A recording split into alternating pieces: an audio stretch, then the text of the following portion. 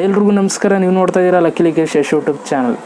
KGF chapter 1 cinema ತಂಡಕ್ಕೆ ಕೆಲವೊಂದಷ್ಟು ಪ್ರಶಸ್ತಿಗಳು ಬಂದಿದೆ. ಎಲ್ಲಿಂದ ಅಂತಂದರೆ ಆಂಧ್ರದಿಂದ.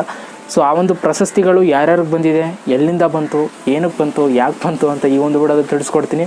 ಸೊ ವಿಡಿಯೋನ ಕೊನೆ ತನಕ ನೋಡಿ ಅಂತ ಹೇಳ್ತಾ, ಅದಕ್ಕಿಂತ ಮುಂಚೆ ನೀವೇನಾದ್ರು ಫಸ್ಟ್ ನಮ್ಮ ಯೂಟ್ಯೂಬ್ ಚಾನಲ್ ನೋಡ್ತಾರೆ ಸಬ್ಸ್ಕ್ರೈಬ್ ಮಾಡ್ಕೊಳ್ಳಿ, ಜೊತೆ ವಿಡಿಯೋ ಒಂದು ಲೈಕ್ ಮಾಡಿ ಅಂತ ಹೇಳ್ತಾ ಇವತ್ತಿನ ವಿಡಿಯೋನ ಶುರು ಮಾಡೋಣ. ಬನ್ನಿ ಶುರು ಮಾಡೋಣ.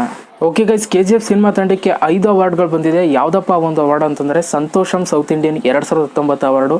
ಸೊ ಈ ಒಂದು ಅವಾರ್ಡ್ಗಳು KGF ಸಿನಿಮಾ ತಂಡಕ್ಕೆ ಬಂದಿದೆ ಅಂತಲೇ ಹೇಳ್ಬೋದು. ಸೊ ಯಾವ್ಯಾವ ಅವಾರ್ಡು ಯಾರ್ಯಾರು ಬಂದಿದೆ ಅಂತ ಇವಾಗ ನಾನು ನಿಮಗೆ ತಿಳಿಸ್ಕೊಡ್ತೀನಿ. ಮೊದಲನೇ ಅವಾರ್ಡ್ ಬಂದು best actor award rocking star Yash ಅವರು ಸಿಕ್ಕಿದೆ. ನೆಕ್ಸ್ಟು ಬೆಸ್ಟ್ ಡೈರೆಕ್ಟರ್ ಅವಾರ್ಡ್ ಬಂದು ಪ್ರಶಾಂತ್ ನೀಲ್ ಅವರು ಸಿಕ್ಕಿದೆ.